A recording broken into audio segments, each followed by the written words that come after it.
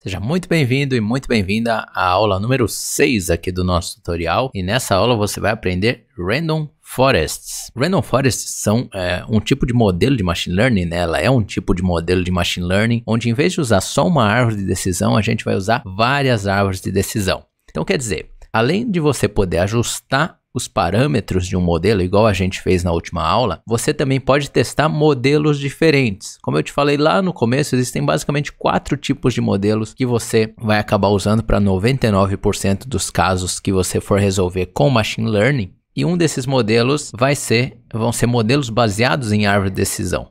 Uma forma de você melhorar, né? Como eu falei, uma forma, além de ajustar os parâmetros, outra forma de você tentar melhorar a tua previsão é trocar um modelo. Às vezes o modelo que você estava usando não é complexo bastante ou não é adequado para a tarefa que você está modelando. E a única maneira de descobrir isso é testando um outro modelo nos dados que você tem, que é o que a gente vai fazer aqui.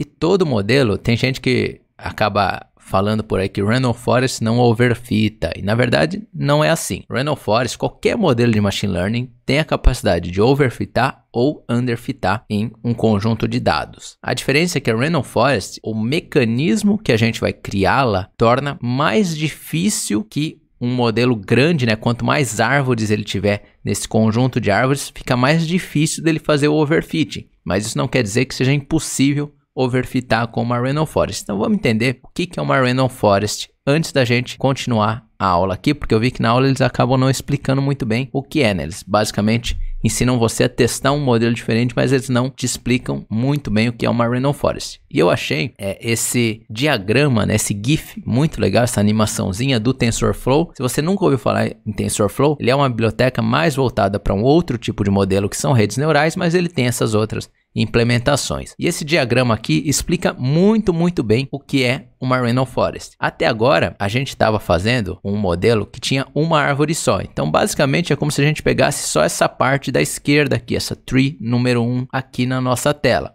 A gente tinha uma árvore de decisão, essa árvore passava os exemplos, chegava num nó final e dava a previsão pra gente. Só que agora a gente vai treinar várias dessas árvores em partes diferentes dos nossos dados. E o que a gente vai fazer? No final, a gente vai pegar os exemplos novos, né, os exemplos lá do método predict, e a gente vai passar cada exemplo por cada árvore e cada árvore vai dar uma previsão pra gente. Então aqui ele está mostrando tree 1, tree 2, tree n, né? Ele está meio que simulando como se você tivesse n árvores. Mas vamos imaginar que são 3 árvores mesmo, igual que a gente está vendo aqui. Então a gente passa o exemplo, vamos lá, passa uma casa aqui pela árvore 1, ela diz que essa casa tem valor A. Passa uma casa pela árvore 2, ela diz que essa casa tem o valor A também. E na árvore 3 a gente passa essa casa e ela diz que a casa tem o valor B. O que acontece é que ele está usando letra, então não facilita muito eu te falar que é uma média, né? Mas no caso do preço das casas, ele vai pegar A mais B e dividir por 3. Ele vai pegar o preço que cada árvore previu e vai fazer uma média, tá? É bem simples. Aí você fala, Mário, mas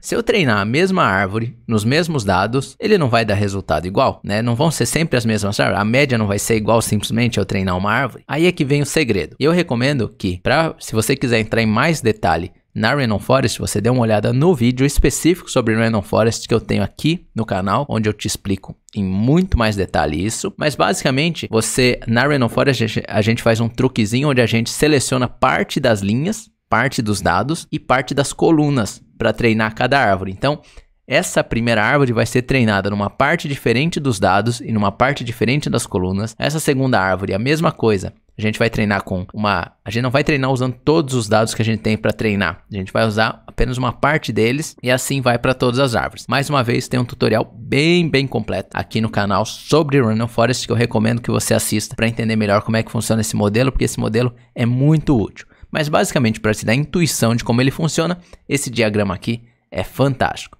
Em vez de uma árvore, nós temos várias árvores um pouquinho diferentes uma da outra, fazendo previsões, e aí a gente pega a média, ou a votação, né? No caso, se for uma classificação, se não for uma coisa que a gente possa fazer uma média, a gente pega a maioria das previsões e prevê como aquele exemplo, aquela previsão. Nesse caso, a casa teria o valor A mais B dividido por 3.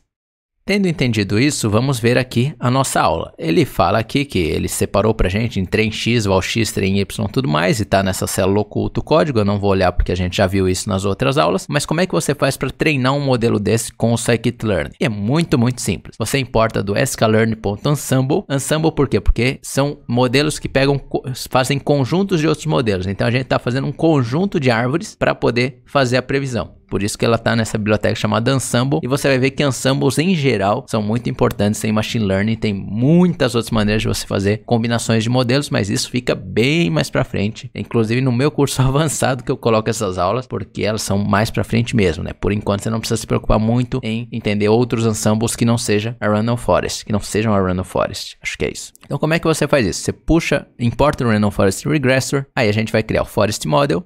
O Random State é muito importante na Random Forest Regressor, porque até no nome ele tem random. Então quer dizer, ele tem uma aleatoriedade interna que você precisa colocar o random state, senão cada vez que você rodar, você vai ter resultados diferentes simplesmente por questão de aleatoriedade. A gente roda o método fit, faz as nossas previsões, né, nesse caso para as casas de Melbourne, e calcula o erro médio absoluto. E aqui ele está dizendo 191,670, vai.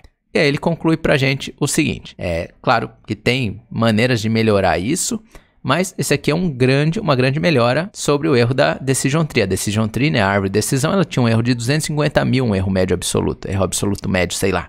E aqui a gente tem basicamente 192 mil. Então, quer dizer, esse modelo está capturando melhor os padrões que a gente está vendo lá. E aí eu te deixo uma pergunta. Dá uma pausa aqui que eu já vou te explicar a resposta, mas eu te deixo a pergunta. Por que isso aqui não está overfitando? Por que isso aqui não é overfit? Ele diminuiu o erro e por que não é overfit? Dá uma pausa.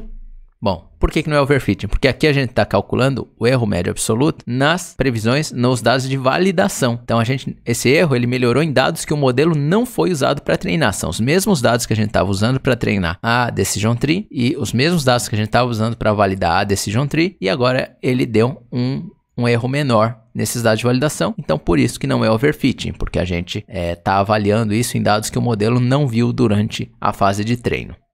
Vamos ver então o exercício aqui para a gente criar a nossa própria Random Forest. E uma dica antes da gente ir é o seguinte: Random Forest geralmente as árvores são extremamente profundas, tá? Porque a gente tá fazendo uma média. Isso é uma coisa avançada que eu li numa tese só sobre Random Forest, mas entenda que geralmente a Random Forest ela acaba se beneficiando de árvores muito profundas. Mas é só uma observação, vamos pro exercício. Aqui no exercício, como você vê, a primeira célula é aquela que carrega tudo que a gente já fez nas outras aulas, né? Inclusive vai treinar uma árvore de decisão aqui nesses dados de Iowa com o max leaf nodes igual a 100, que é o parâmetro que a gente descobriu que é o melhor para esse tipo de modelo nestes dados. E por enquanto o nosso melhor modelo tem um erro de 27 mil nesses dados de Iowa, que é um pouquinho melhor do que o modelo sem nenhum ajuste de parâmetro, que era 29.653. Vamos ver o exercício então. Ele vai falar pra gente, tá, vamos substituir a Decision Tree com uma Random Forest e isso vai dar um ganho rápido pra gente, um ganho fácil pra gente. E realmente, a gente vai pegar aqui, ele já importou, Random Forest Regressor, Random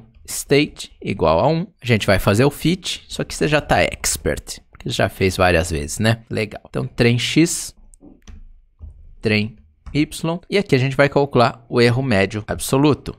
Mean Absolute Error, val Y.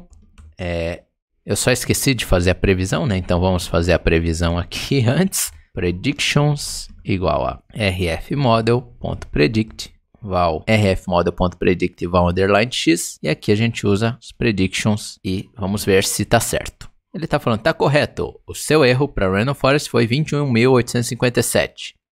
Então, até agora a gente seguiu instruções específicas em cada passo do projeto, mas isso ajudou a gente a aprender as ideias principais de Machine Learning e construir o primeiro modelo. E agora a gente sabe o bastante para tentar construir modelos sozinho. E aí ele vai sugerir para a gente que as competições de Machine Learning são uma ótima maneira de a gente testar as nossas ideias e aprender mais conforme a gente vai navegando, né, um projeto de Machine Learning. E realmente, com o que você aprendeu aqui, você basicamente você aprendeu como é que se cria um modelo de Machine Learning, tá? Não tem novidade, a mecânica da coisa é basicamente essa. Você pega dados, seleciona ali umas colunas, umas linhas, separa entre treino e validação, treina o modelo, faz previsões. Basicamente a parte de pesquisa, né? Claro, para colocar isso em produção é um pouco mais, você precisa aprender mais algumas coisas, mas basicamente é isso aqui que você precisa para criar um modelo de machine learning em basicamente qualquer tipo de dado, tá? Então, eu espero que você tenha gostado. Eu vou fazer uma aula ainda sobre essa última aula que tem sobre as competições, mas basicamente essa ideia, como você vê, a gente melhorou aqui o nosso modelo de Random Forest. Muito obrigado por assistir, se inscreva no canal, deixe seu like, comente o que você achou desse vídeo e até a nossa próxima aula.